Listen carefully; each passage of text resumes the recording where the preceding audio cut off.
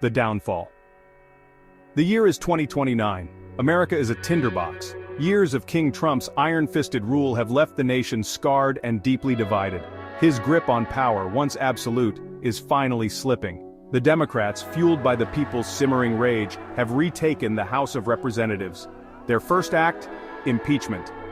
Trump, in his gilded cage atop Trump Tower, reacted with predictable fury.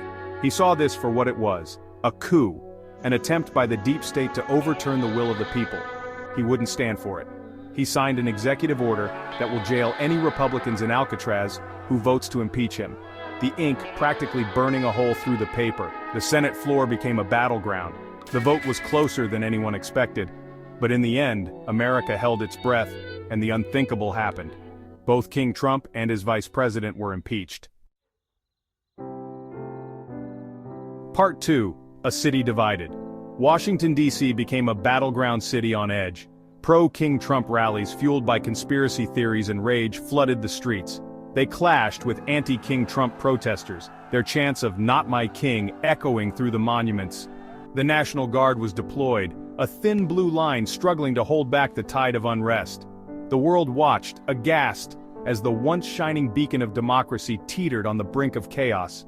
In the midst of this turmoil, the Senate convened. Their task was a weighty one: to choose a new Speaker of the House. This person, by law, would become the next President of the United States. The air crackled with tension. Names were put forward, debated, and discarded. Then a glimmer of hope emerged from the chaos. A Democrat known for his unwavering integrity and commitment to unity was proposed. To the surprise of many, support crossed party lines. Republicans, their consciences pricked by King Trump's increasingly erratic behavior, lent their votes. The Democrat was elected Speaker. He represented a chance to heal the nation's wounds, to restore sanity to the highest office in the land. But King Trump, holed up in his tower, wasn't done yet. He refused to acknowledge the vote. He declared the new president a fraud, a puppet of the deep state. And then, he made his move. Part 3. The Speaker's stand. Under the cover of darkness, King Trump dispatched his loyalists. They stormed the Capitol building, their faces twisted with a mixture of fear and fanaticism. The newly elected Speaker, working late in his office, had little time to react.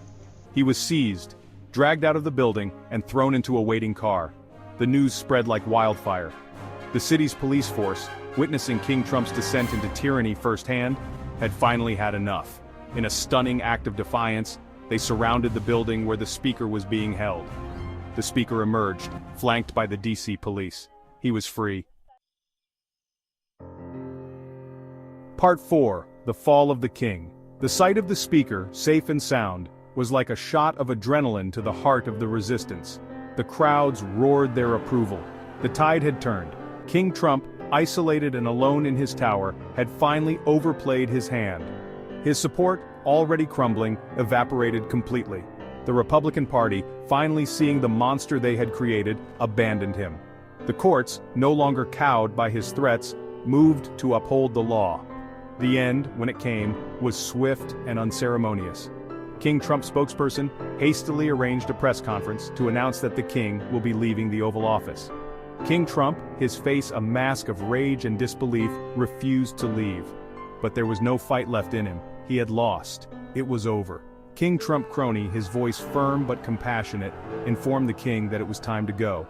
The reign of King Trump, a dark chapter in American history, was finally at an end. Next episode, King Trump in Cuba.